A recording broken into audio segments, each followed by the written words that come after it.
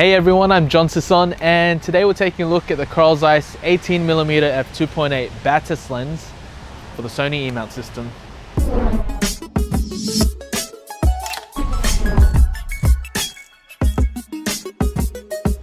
The 18mm F2.8 is the third lens from Carl Zeiss in the Batis lens lineup and is a super wide angle lens designed primarily for architectural and landscape photography.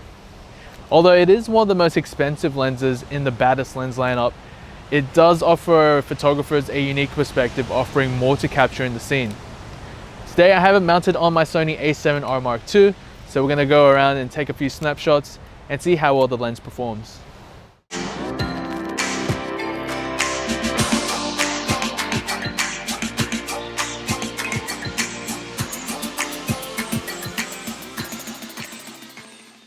The design of the lens continues to be the same as the 85mm and 25mm Batis lenses, offering a sleek black finish with a clean look and a unique OLED display on the lens that I'll actually get into a bit of detail later on.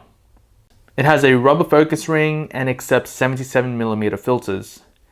It also comes supplied with a plastic petal type lens hood, and it also has a rubber gasket on the mount of the lens to reinforce its weather resistant design. The lens weighs approximately 330 grams, which is fairly light for a lens, and when paired with any of the A7 cameras, it makes for a light and solid kit for landscape and even astrophotography. In terms of its size, it's just a tiny bit larger than the 25mm f2.8 and just a bit shorter than the 85mm f1.8 lenses.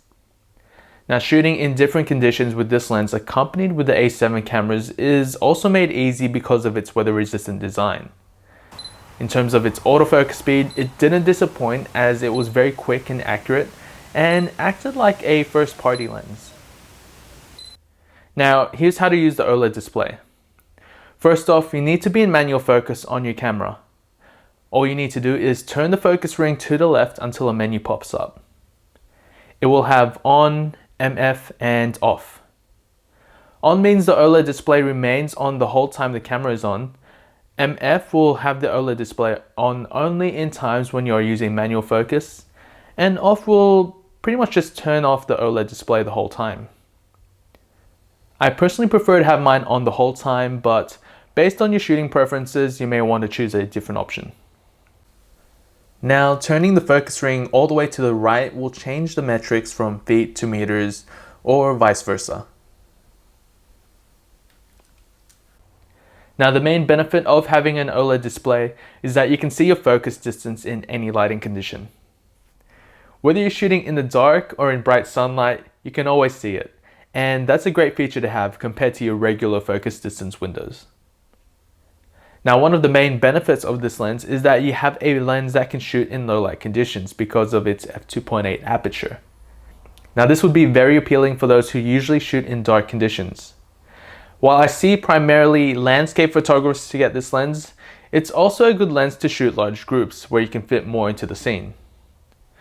While it doesn't have any form of stabilization built into the lens, wide-angle lenses rarely have this feature, and having the f2.8 aperture will enable you to take photos without needing to slow down the shutter speed. However, if you have any of Sony's a7 II bodies, you do get the added benefit of having in-body stabilization. In terms of image quality, the lens does not disappoint, offering high-resolution photos with colors that stand out and contrast that makes the photo more appealing.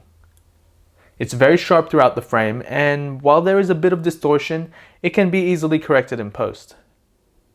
Out of focus blur is decent, offering a smooth background from your subject in focus, and while I don't see many people judging this lens on its bokeh, it definitely does not disappoint. Now, all of these shots were with the Sony a7R Mark II and shot in RAW and converted to JPEG. The 18mm f2.8 is easily what I expected it to be from Carl Zeiss, and that is exceptional. From everything from its build, ease of use, design, and most importantly, its image quality. These are all things to brag about, and it's easily earned its place in the Batis lens lineup. Now, if you're a pro or an enthusiast photographer who's looking for an ultra-wide lens on the market, and you primarily shoot landscapes, architectural, or even astrophotography, this lens should definitely be on your list. Now, the only downside I can actually think of is the price of the lens itself. But do take note, this is definitely a lens that you want to take time to save up for, and I can easily recommend to anyone. Now, if you have any questions or comments, please feel free to leave a comment below. And if you already own one, let me know what you think of it. And remember to like this video and subscribe to my channel for more Sony lens reviews and tutorials. You can also follow me on Facebook and Instagram by taking a look at the description below. And until then, happy shooting and thanks for watching.